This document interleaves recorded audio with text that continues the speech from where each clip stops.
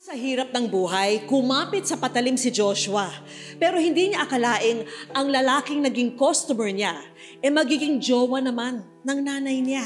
Pero sa huli, kahit ano pa ang ginawa ni Dante sa kanila, ay hindi nito nasira ang pagmamahalan ng mag-inang Joshua at Nora.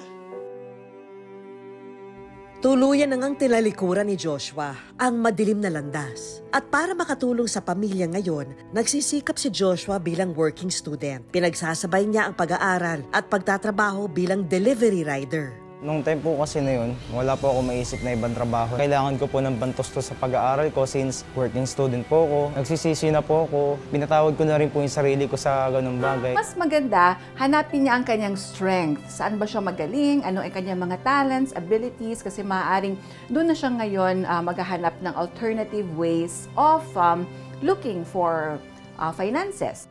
Gusto naming tulungan si Joshua sa kanyang pagbabago kaya naghanda ang aming programa ng mga sorpresa. Kunwari, may item kaming ipapadeliver sa bida nating rider na si Joshua. Ang hindi niya alam, ang taong tatanggap ng delivery package ay ang Starstruck Season 7 Ultimate Male Survivor na si Kim De Leon. At ngayon naman, ako ay maswerteng napili ni Miss Vicky para magbigay o ihatid ang mga sorpresang inihanda ng Wish Ko Lang team para kay Joshua mismo. Kaya ngayon, excited na ako. Samahan niyo ako!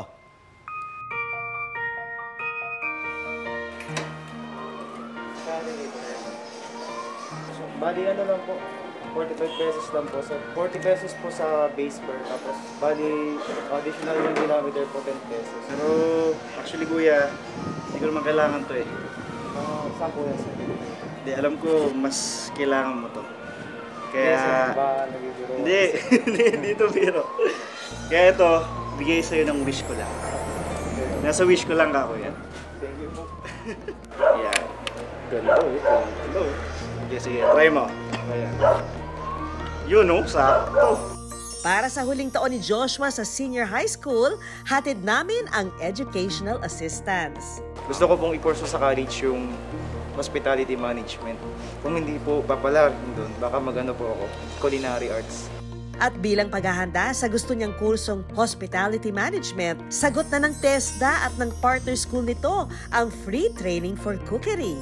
Para naman sa nanay ni Joshua na nagtataguyod ng kanilang pamilya, narito ang regalo namin.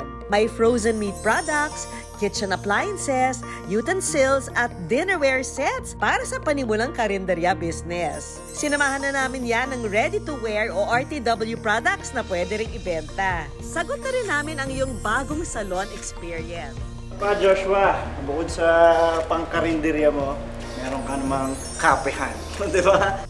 Para kay Joshua rin ang brand new cellphone na swak sa kanyang sideline na delivery rider. Wait, there's more! Sagot na rin namin ang fuel allowance ni Joshua ng 3 buwan.